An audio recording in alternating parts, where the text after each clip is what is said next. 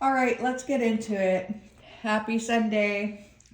Today's question comes from Clarissa, who's asking for some advice on handling, get this, all around poor etiquette from her mother in law. Oof, Clarissa, you're not alone. Let's talk this one through because, girl, we all know we have family dynamics, right? And they can always be a minefield. So let's start the advice, okay? So here's what I'd say. So Clarissa's asking for some on how to handle all around poor etiquette from her mother-in-law. Okay. So here's what I'd say, Clarissa, since it's very vague. I'm going to take a stab at it without context because usually I like context, and I'm going to see what the cards. This isn't a tarot reading. It's going to be to kind of feel out what I feel for you. So, and the cards sometimes talk without it being a formal tarot reading. So let's get into it. First off, I get it because, well, family, right? Dealing with someone whose manners don't exactly match our own.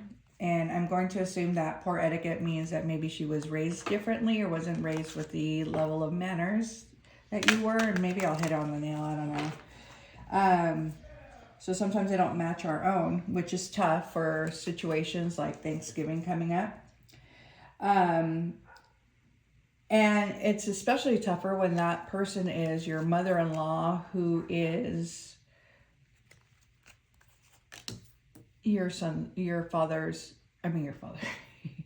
children's father's mother, your husband's mother, and someone that you definitely want to get along with for the sake of getting along with your husband. Get it? And the cups of love. You want love in your family. A lot of love in your family is what we're trying to achieve here. Right? But you're divided. See how they come out? You're divided here. So that's tough. It's a delicate dance, and you're obviously here for advice. And when it's your mother-in-law, it's an even more delicate dance. So let's think about a couple of things here. Keeping the peace with your husband, like we said. Showing your kids how to respect family, even when it's tricky. And keeping yourself sane.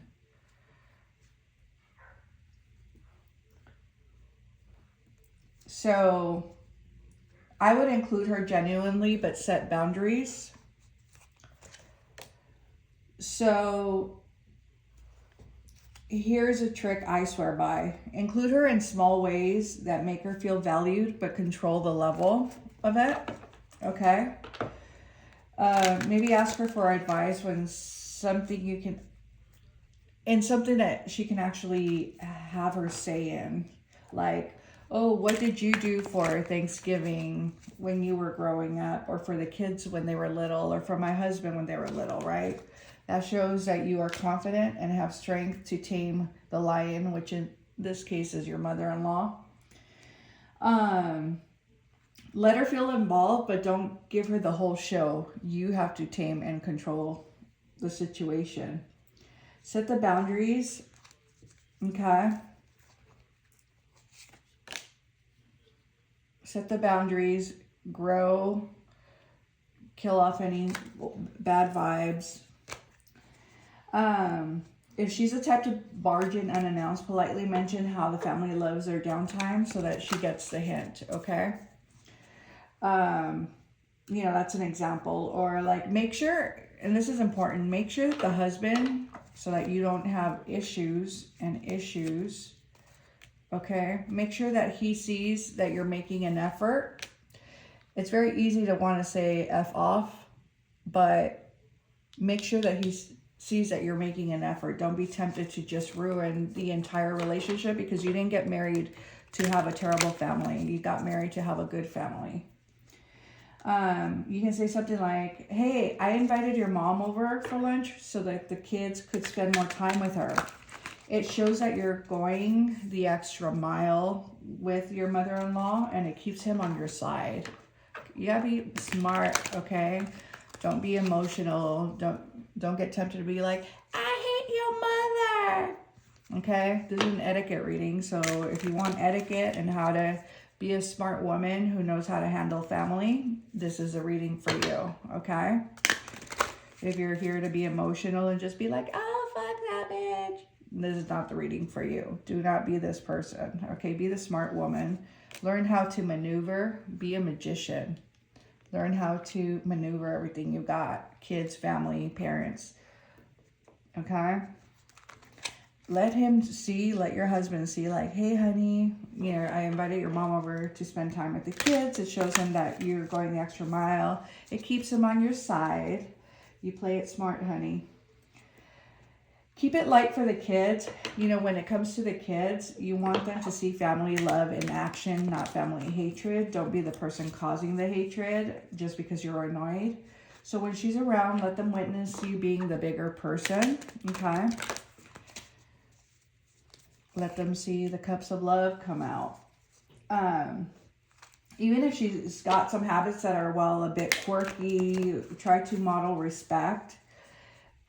Basically, you show her how to behave, okay? It'll show them, your kids, and her how to handle people and how people are supposed to handle different styles of being. Children pick up on the vibes, and the mother-in-law will too. So keep it positive, and I'm sure your mother will handle it, okay? You don't want to hang the relationship, because then you just ruin the relationship, and you hurt your kids in the end. And when you vent, honey, don't vent to your husband. This is really important. If she's driving you up the wall, save the venting for someone who isn't your husband, because the last thing you want to be is the nagging wife, okay? Remember what I said over here? You don't want to be the nag. Otherwise, you're no different. Whether it's a friend or a journal, keep the frustration somewhere else in private, in a Facebook group if you want.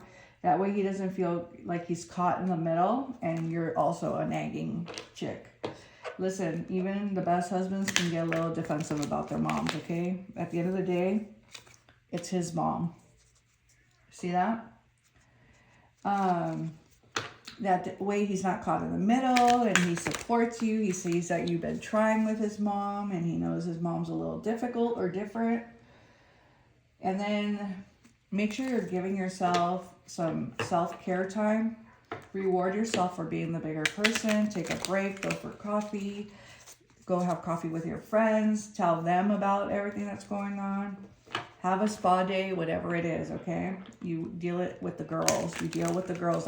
That's what women are for. Women are there to vent and to help each other out with advice, kind of like what I'm doing right now. You know, stop venting to your husband. Come here. Send me your scenario and I will work it out with you as girlfriends do. Okay? That way you're doing the work and keeping the peace in the family, and it's worth a little treat. And at the very least, no one can say that it's you who's not cooperating, okay? So there you have it, Clarissa. I hope this gives you a game plan for dealing with that tricky mother-in-law etiquette.